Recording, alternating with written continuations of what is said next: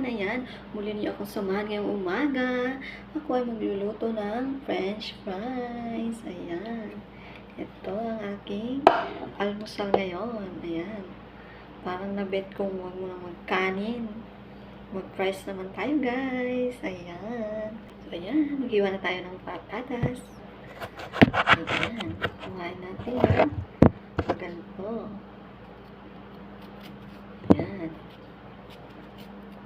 Ayan, mga ganito kalaki, okay na yan, guys.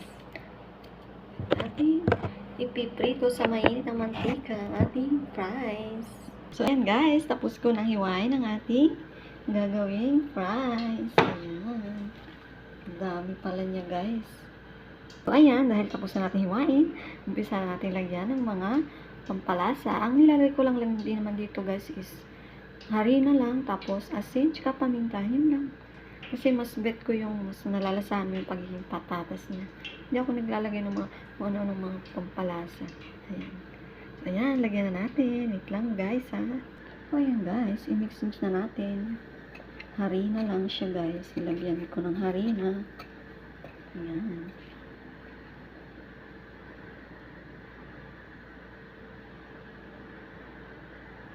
So, ayan, guys. Simulan na natin ilagay ang ating ginawa na homemade french fries. Ayan. Lagay na natin sa mantika, guys.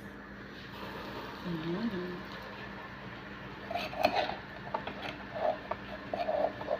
Sarap nito, guys.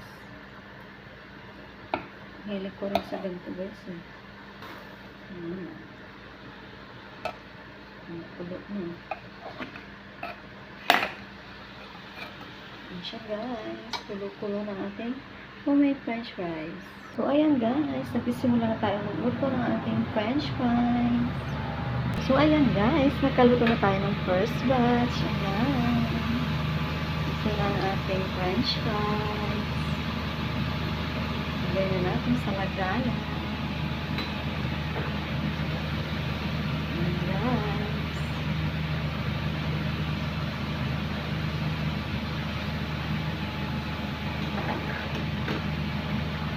So, ayan, guys. Luto na ang ating homemade french fries. Ayan. Sarap, guys. At syempre, gagawa mo tayo ng sausawan niya. Ayan, guys. Ketchup lang yan. At saka, ang mayonnaise. I-mix lang natin yan, guys. Ayan. Mix lang. So, ayan, guys. Ready na rin ang ating sausawan sa ating french fries. Ayan, guys. Ayan. So, ano, guys? Kain tayo. Umpisa na natin. Yummy french fries. Sausaw na natin dito, guys. Sarap. Sarap, guys. Kain tayo. Ito ang aking breakfast today. Ayan. No rice muna tayo. Sarap, guys. Paborito ko yung mga ganito, guys. Yung fresh na potato. Gagantuhin mo. Ang sarap. Mas bet ko yung ganito kaysa yung mga binibili sa mga fast food. Ako bet. Ayan. Kain tayo, guys. Sarap. Masawan ko homemade.